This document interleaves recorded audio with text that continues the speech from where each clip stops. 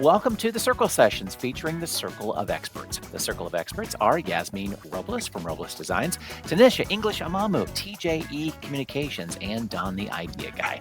I'm Brett Johnson from Circle 270 Media Podcast Consultants. Each week, one of the Circle of Experts joins me to talk about some critical aspects of growing your podcast. We focus on marketing, social media, monetization, and website design to help you implement all of these together. So this week, Tonnisha is here from the Circle of Experts. Tonnisha is on a mission to help small businesses level the playing field through digital marketing solutions. Tonnisha, thanks for joining me again today. Yes, of course. As always, happy to be here. Yeah. So let's talk about another big scope for what you should do and shouldn't do in 2024, email marketing. It's a huge topic, but at the same time, it's Mhm. so effective to reach Yeah. your core audience, whatever it is, business, podcast, videocast, whatever it might be.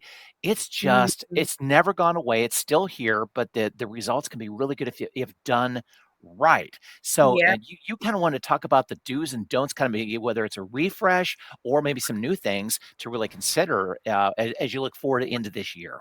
Yeah. And I know that we've kind of briefly, talked about email because it goes into so many other aspects of marketing.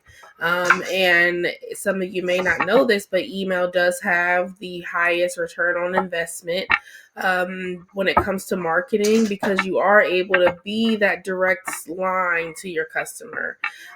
So yeah, let's just go through like three marketing do's and don'ts for 2024. There's so many, but I think that these three will be really great for anybody who either is not already doing email marketing, or maybe maybe you're already in a groove and you just need to kind of bump it up a notch. So my first do for email marketing is do give incentives for people to subscribe to your list. A lot of us, probably right now, my inbox has like thousands of unread emails, and I'm sure that I'm not the only person. We subscribe to things, or we somehow end up on these mailing lists that we didn't sign up for. So we're all flooded with information. So in order to give somebody that why should I sign up? A lot of people tend to do, a 10% off, some sort of discount. Well, as podcasters or service providers, we may not have a discount in that way unless you have like merchandise for your Yeah. podcast.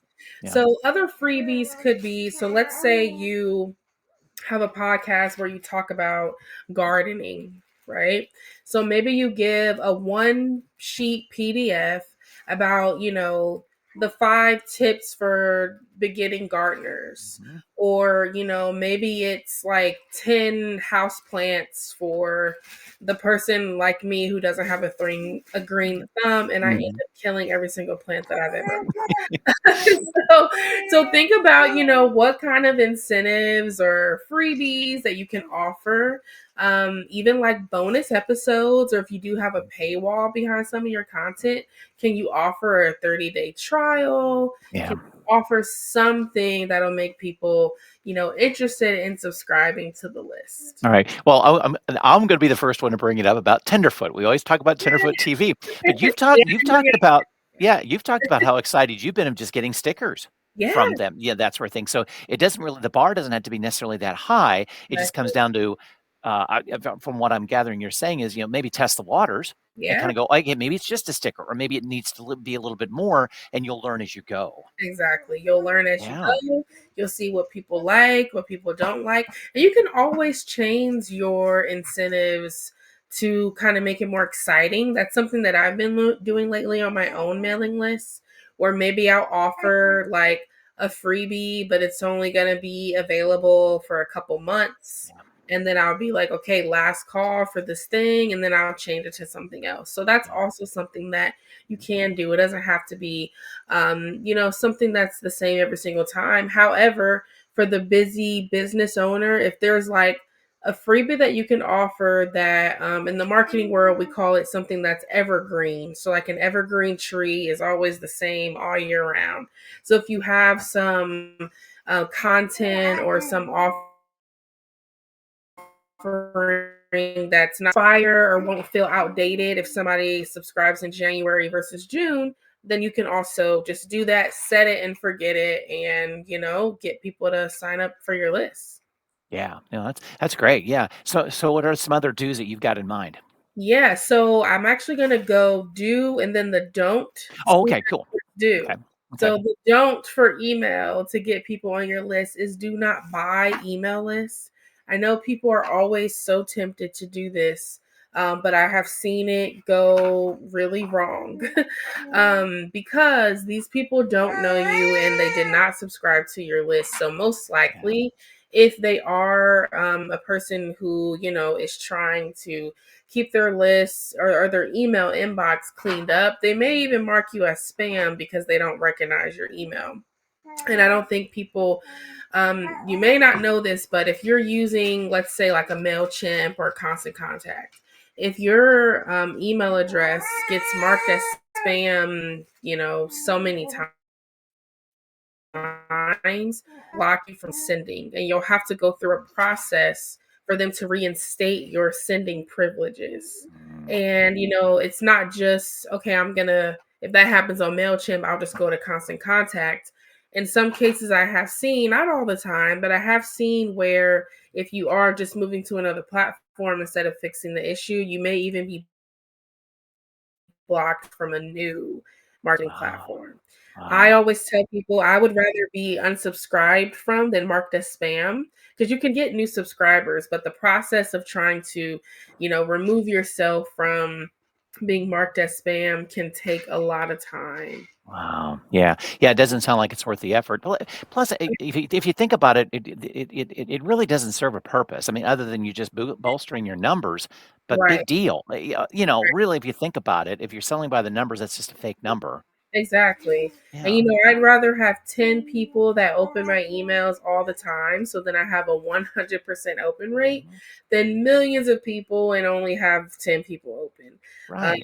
Because you do pay for the amount of subscribers that you have. So these different platforms, like I think MailChimp might give you a free account up to like 500 people or Mhm. something like that. So once you go over that, you have to start paying. So if people are on your list, you want to make sure they're there because they not only want to be there, but it's worth you paying for them holding that spot on your email list. Right. Yeah. Yeah. So let's go for another do. Yeah.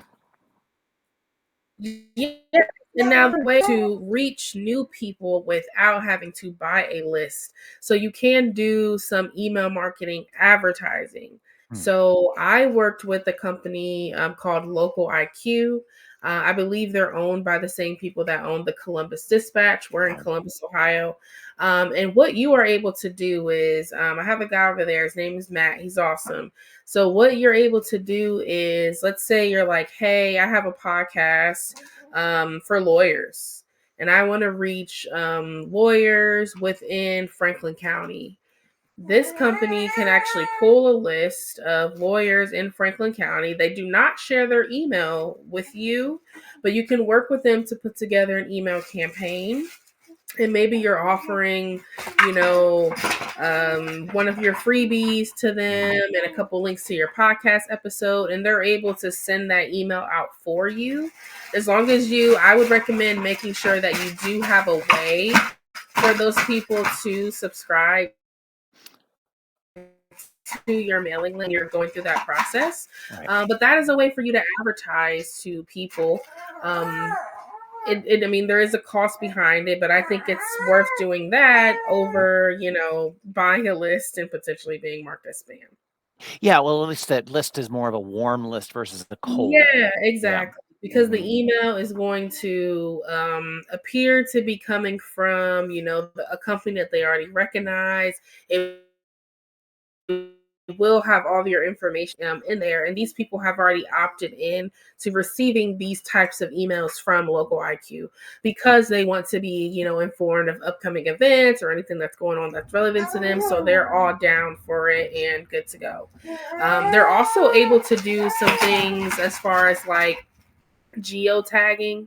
So if a person is in a particular area, you may, get on Facebook and see an advertisement that is offering freebies for your mailing list. Right. So there are different ways that you can reach new people without having to really be worried about the whole spam aspect. Yeah. I will say though, along with that, I would not recommend just advertising. So this is the don't to that. I wouldn't recommend advertising to a general audience. Yeah. So if you are going back to the whole thing, I think the weather is like getting nice, so it's making me think about grass. But if you are, a podcast that maybe focuses on, outdoors things or planting and, all of that, you wouldn't want to just generically send out an email. Or I think about you mentioned a podcast that you work with the guys that it's like furs and paws or something. Yeah. It's a animal pet store, but not pet store, but for food. Yeah, pet food. Yeah, exactly. Yeah, so, they may not want to advertise to people that hate animals. Right. Like, Yeah. that's a waste of money and time, right? So think about because you can tell these companies, like, hey, I want to advertise to these specific people. If they don't have those specific people, they'll tell you, like, no, we can't get that generic, but we can do this or try that. You just don't want to be super general because this is your money that you're putting into this. And you want to make sure you do get some sort of return on investment. So really think about who is your customer, what is your target listener, your target subscriber, and really build out those customer profiles. Yeah. Put a name to it. Like, when I worked at Justice, the little girl that we were marketing to, her name was Sophia. With my business, the person that I think of my ideal customer, her name is. Put a name to it so that Yeah. as you're really thinking about the characteristics of this person that you're Mhm. trying to reach, you really get down to the nitty gritty of who they are, what they like, what they're into. So when you are spending money on advertising, it actually makes sense. Right, yeah. Well, and another piece of that too is, specifically for podcasting, when you take a look at your analytics, depending Yeah, on your hosting platform, you can take a look at a lot of podcasters, their home city is not their number one city that they're reaching. And if you use yeah, those analytics, you can actually, take a look at, okay, I'm based in Columbus, Ohio, but maybe my audience is right, actually in Boston.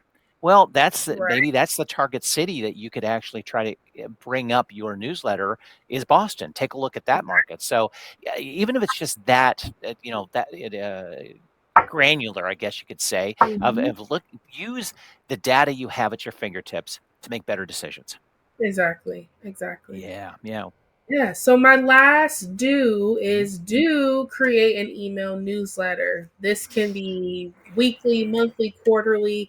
It just gives you an opportunity to stay up to date with your audience, or maybe even daily if you have a big enough audience or a big enough response that people want to hear from you daily. And there are different ways you can look into, the preferences of what your audience prefers. So I know, like, big companies like Forbes or the New York Times, they may have daily emails that go out that kind of just curates the news for the day and things like that. So depending on, the setup of your podcast or business, I would say for me, I'm more of a monthly newsletter sender. Daily would be cool, but I don't know if you guys can hear her in the background, but I have a little baby, so she probably would not allow me to send daily emails. So monthly is where we are right now. Yeah. So just think about, when it comes to the setup of your newsletter, what exactly will that entail? So for me, My newsletter is more brand awareness. I offer, monthly tips. I also include this podcast as well, just, also sharing some events that I'll be attending or ways that people can get in contact with me. So for your podcast, would you be featuring, the top episodes of the last month so that people can catch up? Are you going to be featuring new episodes, different ways for people to subscribe, the different platforms that people can subscribe? I think as long as you keep it fun and engaging, newsletters are always a great way to get in contact with people. And, also to continue to share some of those freebies, because once someone signs up for your mailing list, they may not try to sign up again to get some of those new freebies that you're offering. So something I'm sure, make sure that I do is if I do change up the freebie, that I also send it to the mailing list that's already there to make sure that they can get that information too. Yeah. Yeah, it's easy to forget your past people because you got them, quote unquote. They've signed up, they're ready Right. ready to go, but they still want the love as well too, that they see the offer out there going, "Well, I didn't get a hold of it." It's the same as if, you get your deep discount on Spotify or something like that, and all of a sudden you're paying full price, and then you see the discount code out there again. It's like, "Well, heck, I'm not eligible," that sort of thing. So it's kinda keep in mind how you play with your current people, keep them happy, but you still only, you want to bring in new people. You're right. Yeah. Yeah. And of course my don't to that one is do not flood the inbox. So using analytics to understand, what your audience wants and what they need. If they're telling you, please do not email me weekly or daily, then please don't. But if they are more responsive to those monthly or quarterly emails, then that's what you keep doing. If you are looking to, you know, increase your sending frequency, then maybe you ask Yeah. them beforehand. You can also create other, levels to your mailing list. So maybe you have a general list that gets something every month, and then you have groups of people that are interested in weekly versus daily, and you focus on building those different avenues of your mailing list differently. But giving people the option to say yes or no to their frequency will surely keep people happy and hopefully on your list when you do it that way.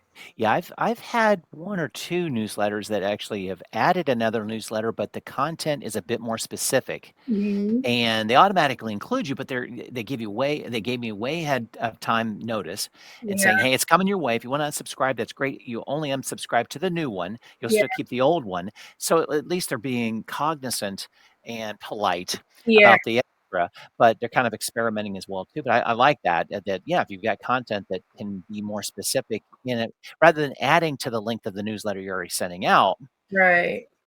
then it partitions the interests of your of your followers too. So yeah, the newsletter stuff can be a lot of fun. It's just like, creating a Yeah, podcast, putting that content together and laying it out, because exactly. it will start to become a rhythm then, Yeah, and it will happen. You're right. It just looking at, if it's news driven, daily or weekly, whatever, mhm, it can be monthly too, depends on how fast your news cycle is and what you wanna do, but yeah, I was gonna say, whatever you decide to do, you're married to it. yeah. Keep Exactly, keep it up, and I love what you said about just being polite. I think that's the Yeah, general, word for this whole podcast yeah, or phrase is just, be polite because, people check their emails, multiple times a day, every day. Majority of us have emails on our phone. We're already getting tons of notifications from social mhm, media. So just think about that and, make sure that if somebody is giving you their email, it's pretty much the equivalent of giving out a phone number these yeah, days. yeah, I doubt that you'd like pick up the phone and call like random people. I hope you wouldn't pick up the phone and call random people every single day or every week or whatever without their permission. So just keep that in mind as you're building out your list. But email can be fun. Honestly, I prefer email over social media. I yeah, think it's so much fun because it is that direct line of contact. And there's just so many different things that you can do to, build it up and really make it work for your business. Yeah, and the analytics you get on the back end, you know exactly what did work and didn't because Yeah, you see the click exactly. through, or if they responded to this, or this, that, and the other, or if they open the email altogether. It can be. I think if you just learn from what's being told back to you with the Right. analytics, you can build on it and just tweak it here or there and just keep going with it. Yeah, Yeah. exactly, Yeah. exactly. Well, if the listener has any questions, they haven't started an email newsletter, or they have, but it's just Mhm. not going somewhere. How can they get a hold of you? Talk a little bit more about this. Get going. Yeah, yeah. You can go to my website, tjcommunications.com, and schedule a free consultation. I absolutely love talking about email, so I'm always open to do that. And I'm also on social media as TJE Com. That's TJECOMM. Sounds good. Yeah, and we'll have all that in the show notes for the podcast, obviously, too. And if you want to talk to me about your podcast, or even if you have a newsletter tied to the podcast, want to explore that a little bit more, contact me. We'll get a hold of Tanisha as well. So get that. Contact either one of us. Will get you going in the right direction. Obviously, Tanisha talked about her newsletter. I've got a newsletter as well too. It's a weekly, but it's a news focused. We kind of regurgitate what's going on in the news just in case you miss some stuff. Go to my website, circle270media.com, and it's called My Podcast Guy Newsletter. Until next time, Tanisha, thanks. Thank you for having me.